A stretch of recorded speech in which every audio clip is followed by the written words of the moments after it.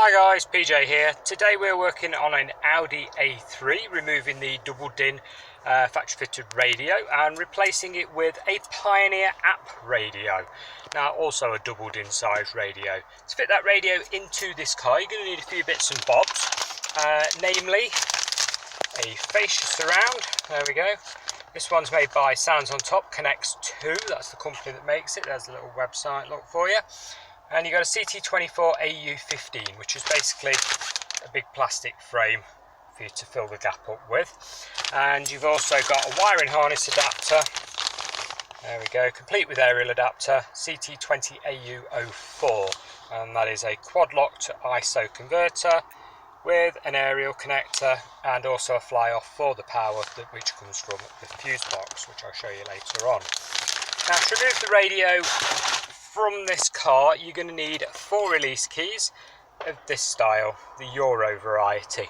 Okay, now you click them in that way, so in other words the slanty bit towards the middle of the radio, yeah, and they will slide under like a metal thing and sort of click so that they've got a lock. Yeah, you'll feel pressure against them when you push them that way. Yeah, so shove them in, make sure they're in the right place. They can be a bit fiddly, these can. Put all 4 in, same with that, slant to the middle of the radio. Yeah, there we go, last one. Now you can sort of spread your hand over it and pull, but there is a far easier way, because you've got to spread all 4 of these. Yeah, just put a bar down or a big screwdriver down between the 2, yeah, and pull them apart each side at the same time and pull forwards.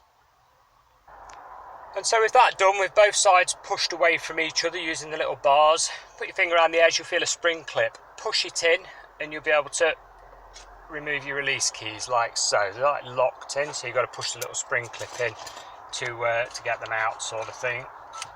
Get all 4. There we go.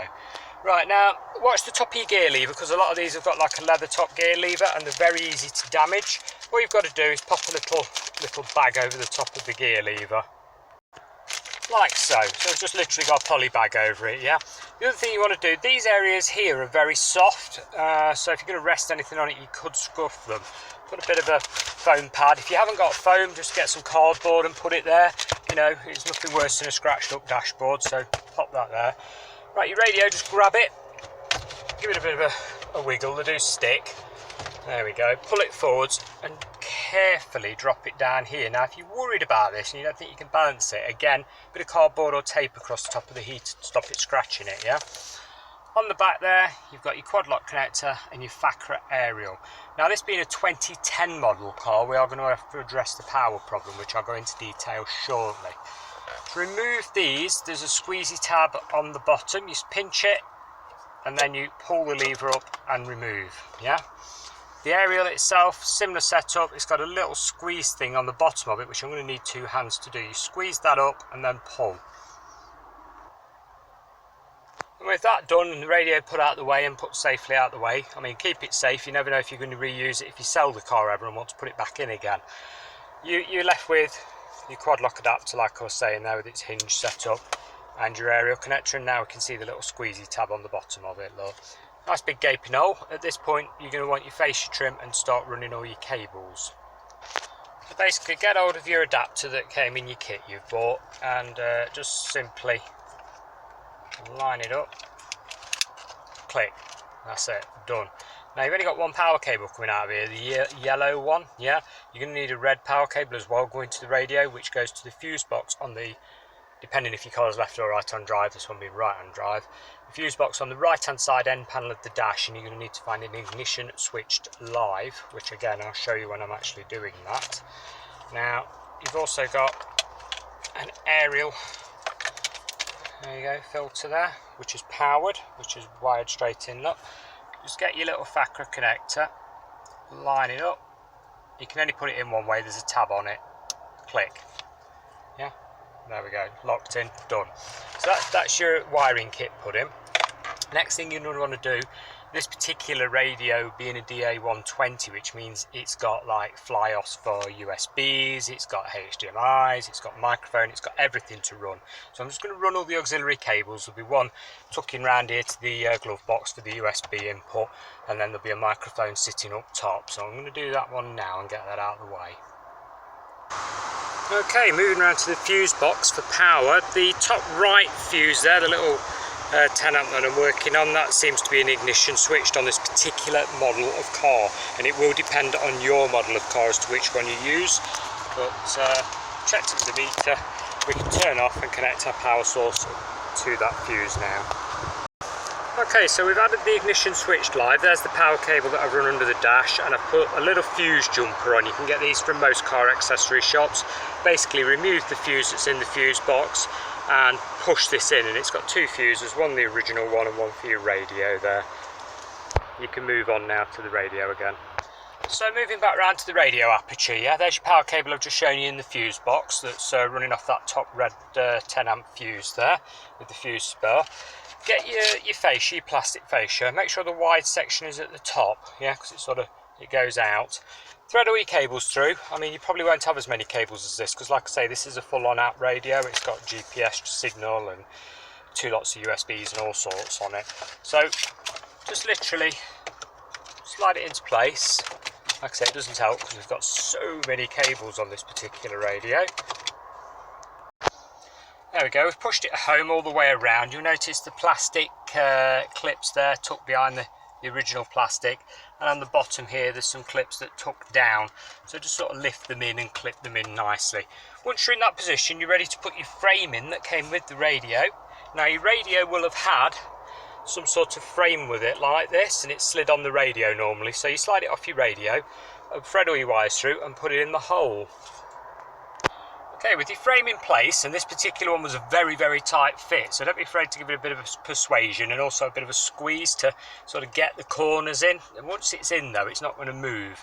Now you're going to get a little flat blade screwdriver after that and just basically twist, yeah, so that these little lugs sit behind the plastic. They actually lock the radio in so that it doesn't you know, come flying out sort of thing. Although this particular one being that tight, there's no way to fly out. So just pop a few of these round, you know, do a few, top and bottom. And then you can look at plugging everything into the back of your radio. Okay, so I will just show you quickly everything plugged in. Like I say, this radio unfortunately is an overly complicated one, but I'll give you the basic idea. Normally on a radio you're going to have just your power plug plugged in there, your normal aerial plugged in there, and possibly a microphone. A lot of radios nowadays are Bluetooth. Just push them all in, neat and tape up all your wiring and everything. And obviously where you have made power connections, you either want them soldered together or bullet connected together. Do not twist the wires together or use something called Scotch locks. They are a fire hazard. I have seen cars go up in flames before. Do not do that. Please do it properly, or if you're unsure, get a professional to do it, okay, rather than risk things. We're now going to put the radio basically in the slot. Okay, with your radio pushed in, but not all the way in, just enough so you can pull it back out again if it's not remembering its radio stations.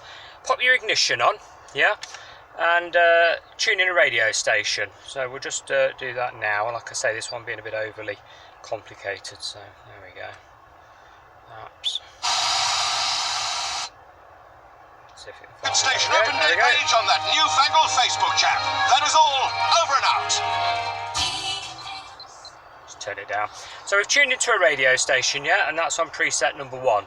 With that done, turn your ignition back off, take the key out, count to 5, and basically when you put the key back in, it should come back to that preset radio station.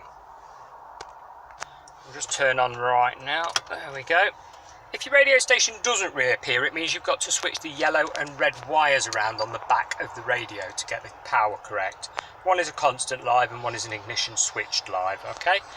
This should work though on this one. Yeah, there we go, there's your preset done. So with that, you can click your radio in, get your little plastic trim that comes with it, yeah? Pop that around the edge there. And that is how you fit a radio in a 2010 Audi A3, this particular one being a convertible, but they are all the same. With that, thanks for watching and goodbye for now.